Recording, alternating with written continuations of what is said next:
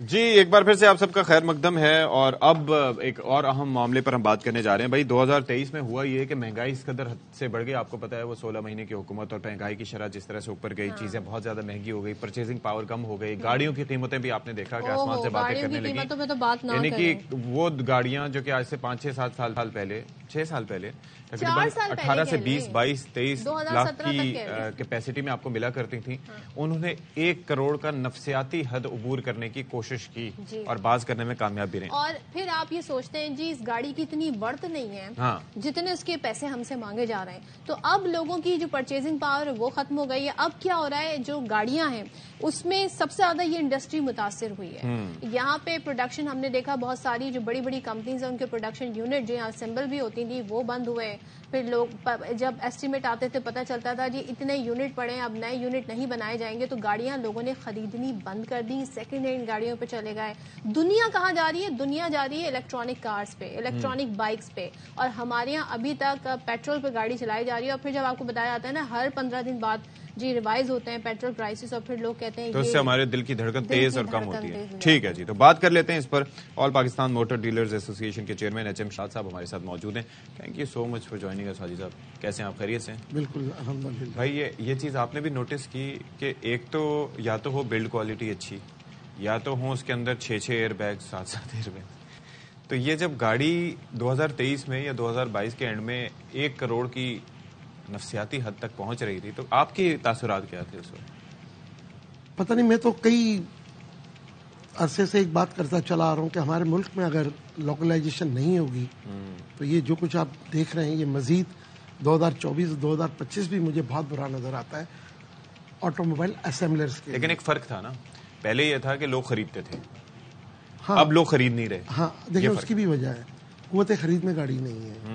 اچھا آج تک ہم، لیکن جو پرائس ہو گئے ہیں وہ بھی تو ایک ان ریزنیبل ہے. ہاں وہی میں کہہ رہا ہوں نا. دراصل ہم ہیں اسمبلرز، ہم CKD SKD اسمبلی امپورٹ کے محتاج ہیں.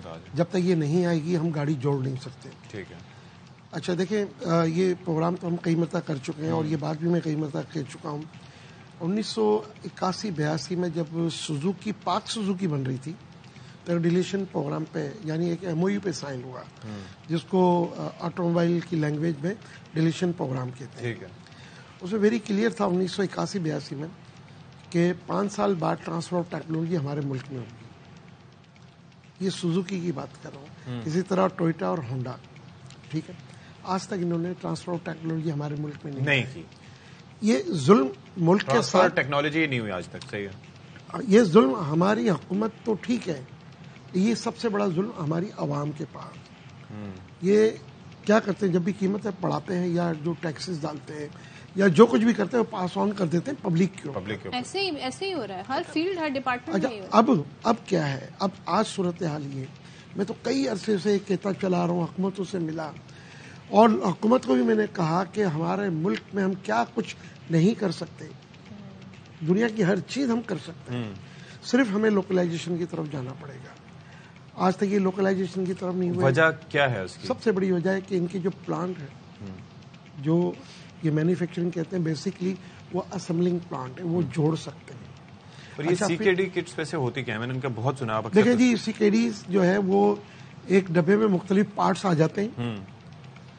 آج کل تو کیونکہ چائنا ساری چیزیں چائنا سے آ رہی ہیں، وہ ان کو جوڑتے ہیں یہاں پر. ہاں کلر ہمارا پلانٹ لگا ہوا ہے ان کا، ٹوئوٹا کا ٹوئوٹا کے پاس، ہونڈا کا ہونڈا کے پاس، سوزوکی کا سوزوکی کے پاس. ٹائر جو ہے وہ جنرل سے لے لیتے ہیں.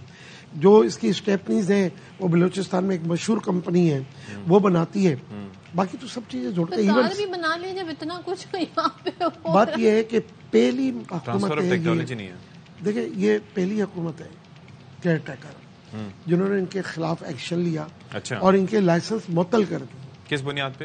اس بنیاد پہ کہ جو چیزیں ان سے کہی گئی تھیں، جو 5 سال پہلے ایک آٹو پالیسی آئی تھی، اس آٹو پالیسی کے اندر ویری کلیئر تھا کہ یہ بتدریج آہستہ آہستہ یہ مینوفیکچرنگ کی طرف جائیں گے اور گاڑیاں ایکسپورٹ کریں گے. اچھا گاڑیاں ایکسپورٹ کرنا تو ایسا ہی ہے، گھر میں آٹا نہیں ہے ہم ماں کو کہہ رہے پوریاں پکاؤ، تو یہ تو وہ نہیں تھا. لیکن اس عرصے میں اس عرصے کو چھوڑے نا. میں تو یار 1981-82 کی بات کر رہا ہوں کہ آج تک ہم نے ٹرانسپورٹ ٹیکنالوجی اپنے ملک میں لائے. اس کا سب سے بڑا نقصان آج ہمیں ڈالر کی ضرورت ہے. دیکھیں دنیا میں آپ جرمنی لے لیں, جاپان لے لیں, دنیا کی بہت سارے ملک لے لیں, یہ جو آٹو موبائل انڈسٹری ہوتی ہے نا, جو انڈسٹری جو مینوفیکچر, یہ اپنے ملک کی ترقی کا راز ہے. یہ دنیا کو ایکسپورٹ کر کے اپنے ملک میں ذرا مبادلہ. چکر یہ ہے کہ اب تھوڑا سا we are already too late, یعنی کہ سیکنڈ جنریشن تھرڈ جنریشن کے بعد اب ہائیبریڈ سے بھی آگے کی کہانی آ گئی ای وی کی.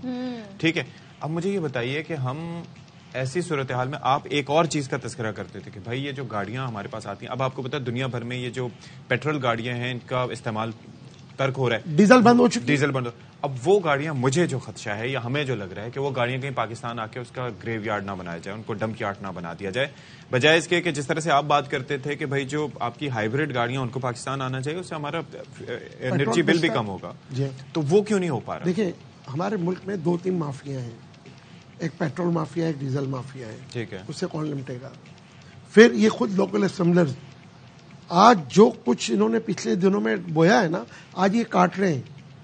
آئے دن ان کی فیکٹریز جو ہے وہ بند ہوتی ہیں, آئے دن ان کے دوسرے معاملات اٹھتے ہیں. کیا وجہ ہے کہ اگر انہوں نے آہستہ آہستہ 40 سال 45 سال کا عرصہ بہت بڑا ہوتا ہے, 70 سال بہت بڑا ہوتا ہے, پتہ نہیں کیا سے کیا. ویسے کیا جائے, یہ گیپ کیسے کم کرے گا؟ دنیا ای وی کی طرف جا رہی ہے. اگر آپ فرض کریں ہمارے یہاں مینوفیکچر بھی ہونا شروع ہو جاتی ہے تو ہم ایکسپورٹ تو نہیں کر سکتے نا ایسی کاریں. اب وہ لوگ تو ای وی پہ چلے گئے, ہم پیٹرول اور ڈیزل اور اس پہ گاڑی چلانے کی کوشش کر رہے ہیں. ہمارا ملک بہت زرخیز ہے. اگر پالیسی میکرز اور کرنے والے اگر یہ تیار کر لیں. دیکھیں اب انجن ٹیکنالوجی تو ختم ہو گئی ہے. ہم جب ای وی کی بات کرتے ہیں, الیکٹرک کار کی ہم بات کرتے ہیں, الیکٹرک کار میں موٹر لگتی ہے, اور خدا کے بندوں یہ گجرانوالا گجرات بھرا پڑا ہے. خدا کے لیے اپنے لوگوں پہ بھروسہ تو کرو. لیکن سب سے بڑا پرابلم کیا ہے کہ کچھ جاپنیز مافیا ہے, کچھ چائنیز مافیا ہے, جنہوں نے اس پورے ملک کے اوپر ہولڈ کر لیا. چند لوگوں نے, یعنی کتنی کمپنیاں ہوں گی سب ملا کے, 12, 13, 15 کمپنیاں. اب پاکستانی عوام کی قسمت ان لوگوں کے ہاتھ میں ہے. اگر ایک گھر کا ایک آدمی جس کے 3-4 بچے میاں بیوی ہے, تو یار وہ چاہتا ہے ایک چھوٹی میڈ ان پاکستان گاڑی ملے. ہم دنیا سے کمپیئر نہیں کر پا رہے کسی چیز میں بھی. اگلے 5 سال میں کہاں دیکھ رہے ہیں آپ اسے؟ نہیں, ہم تو جہاں کھڑے وہیں ہوں گے. ہاں, میں آپ کو کلیئرلی کہوں, اگر یہ جس طرح اللہ کرے, مجھے نہیں پتا آنے والی حکومت کس کی ہوگی اور ان کی کیا پالیسی ہوگی, لیکن مجھے یہ پتا ہے کہ اس وقت جو کیئر ٹیکر جو حکومت ہے, انہوں نے کچھ اچھے اقدام کیے ہیں. ان سے ویکلی منتھلی ساری چیزیں پوچھی جا رہی ہیں. اس سے پہلے ایسا کبھی نہیں ہوا. ان کو یہ مسئلہ نہیں ہوتا نا کہ کس کی حکومت گرانی ہے, کرسی بچانی ہے, تو ان کا فوکس کام پہ ہے. اس میں آپ کو ایک بات بتاؤں, یہ مافیا جس کو ہم آٹو موبائل کہتے ہیں, یہ اتنا اسٹرانگ ہے کہ اچھے وقت کے وزیروں کو انہوں نے چینج کروا دیا. آپ یقین کریں, میں آپ کو بہت دور نہیں جاتا, میں عمران خان کی حکومت کے اندر ایک بندہ جس نے ان کے اوپر سے اتنا کہا آنے کے بعد کہ بھائی پولوشن ہو رہی ہے, آپ کی گاڑی میں پولوشن والا آلہ نہیں لگا ہوا, آپ بیٹھیں اور آپ کی روڈ سیفٹی اسٹینڈرڈ بھی 0 ہے, بیٹھیں.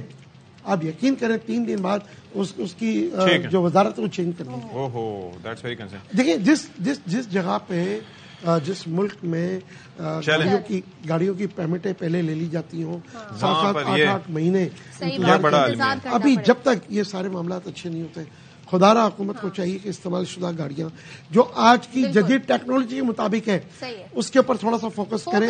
اور ہمارے ملک کو دیکھیں, اس وقت جو گاڑیاں آتی ہیں وہ ڈالر ڈیوٹی بھی ٹھیک ہے سر, ٹھیک ہے, تو یہ پورا ہو سکتا ہے, یہ سب پاسبل ہے جی, صرف فوکس کی ضرورت ہے.